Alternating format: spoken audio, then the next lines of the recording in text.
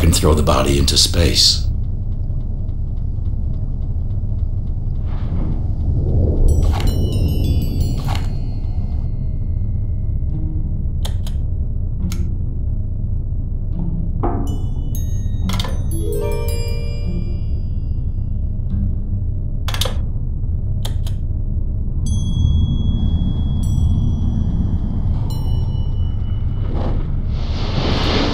Under the cover, Nicholl is no longer breathing.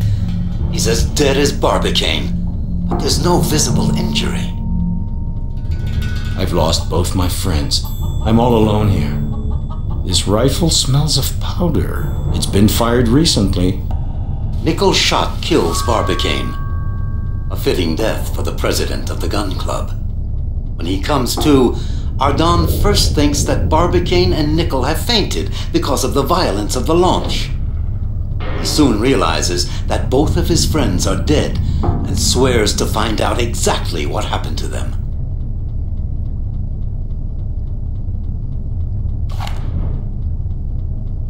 Should I search in the papers of my friend? It's indiscreet, but maybe I'll find clues. This is Nicholl's wallet. What's it contain that's interesting? Ah, so this is what a love letter looks like. My valiant captain, if you wanted, yes, if you so desired, we could leave together for that destination which fills my every thought. The letter is signed Diana. A disconcerting, if predictable, event takes place on board the shell. When the projectile reaches the point at which the gravitational attraction of the Earth and the Moon are in equilibrium, Michel Ardan starts floating in the air. Amused by the experience at first, our hero suddenly notices that the potassium tank is not properly closed.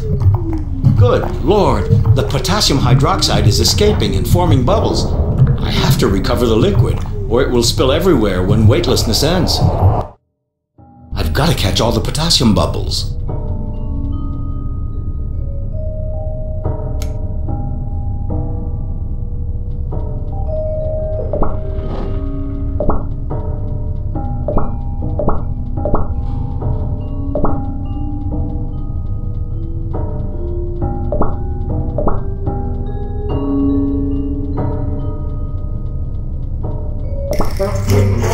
Michel Ardan has captured the last bubble just in time.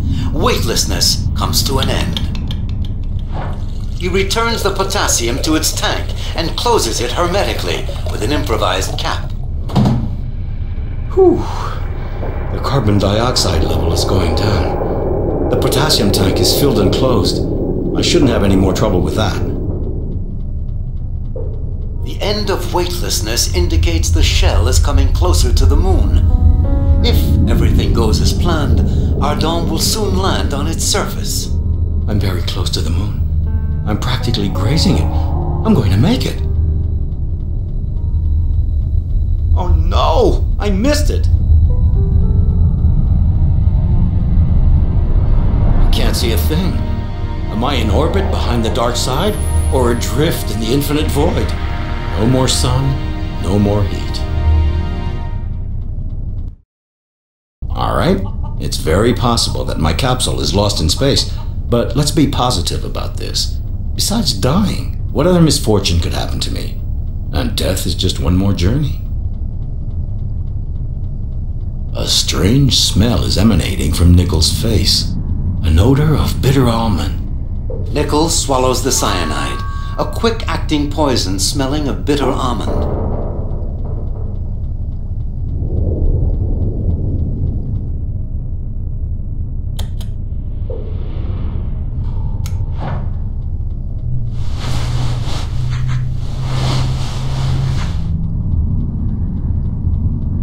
Well, now I can throw the body into space.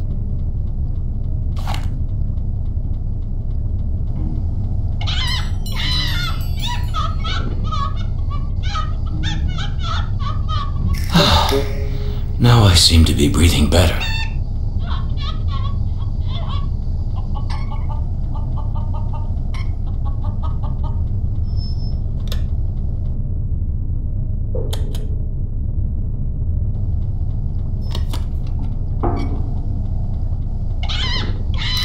Now I seem to be breathing better. Hey, here's the rooster I smuggled on board. I'd forgotten about him.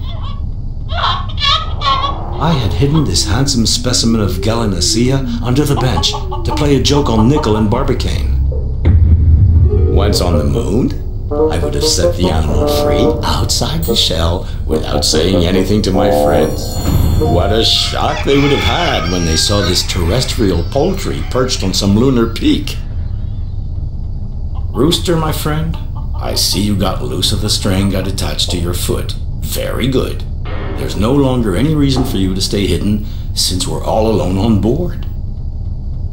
Hey, here's the rooster I smuggled on board. A piece of paper ripped up and burned. The rifle shot scares the rooster that Michel Ardan had hidden in the shell.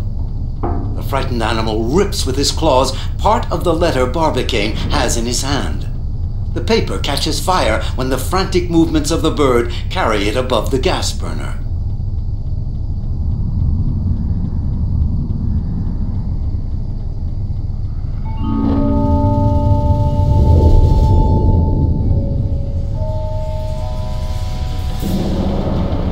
A dazzling flash attracts Ardan's attention.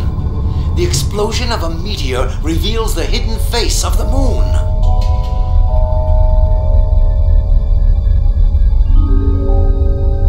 The meteor's passage has altered the shell's trajectory.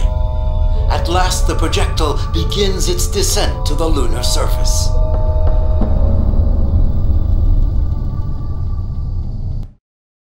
To land successfully, I have to ignite my retro rockets.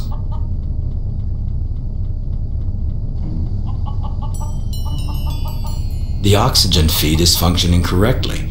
This is no time to change the settings.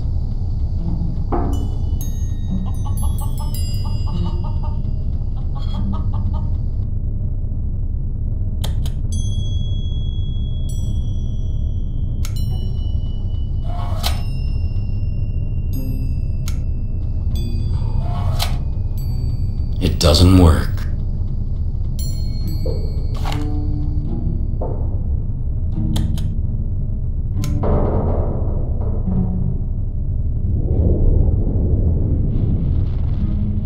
I had to smash this barrel to open it.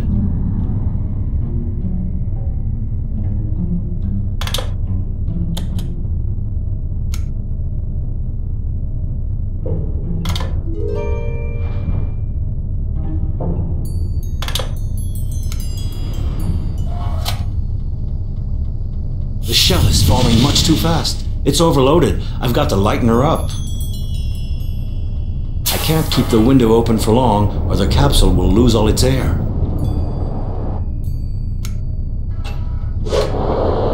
Michel Ardan sends his friend's body into interplanetary space.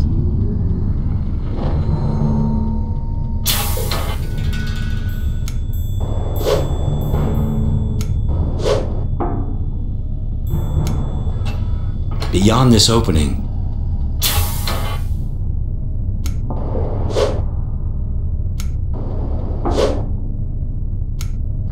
I won't throw this out. I need it to eat.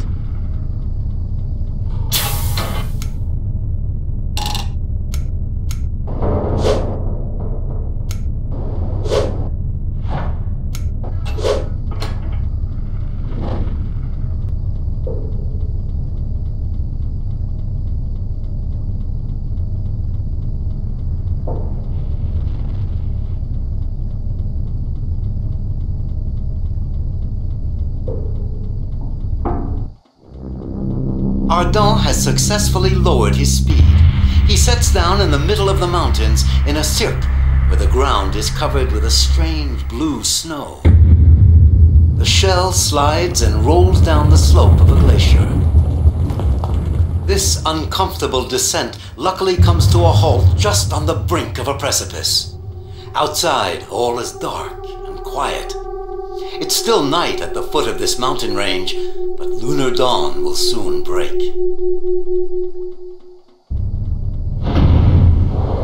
Ardan opens the door of the shell and closes it again right away.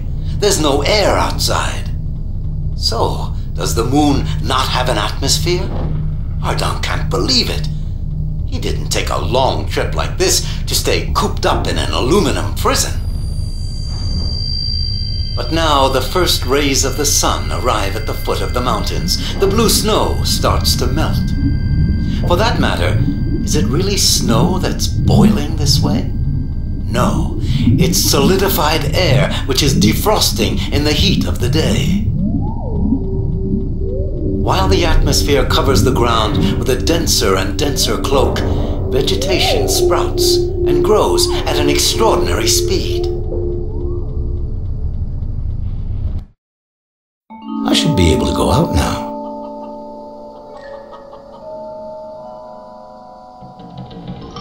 So, my friend the rooster, are you happy to have made it to the moon?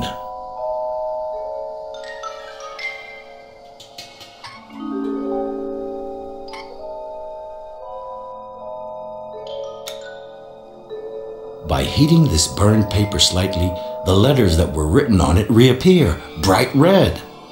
What I'm holding is the end of a letter Barbicane wrote. Discovering that our air supply would only be enough for one person, Nicholl and I quickly agreed on what we would do. Together, we will undertake the grand journey into the other world. As for the trip to the moon, one of us alone will accomplish that. And, my brave Ardent, that man shall be you. Courageous friends, they gave their lives for me. When confronted with danger, real or imaginary differences couldn't prevent two representatives of the nation's elite from doing their duty. Without hesitation, Barbicane and Nicholl decide to sacrifice themselves so that Michel Ardan might reach the moon.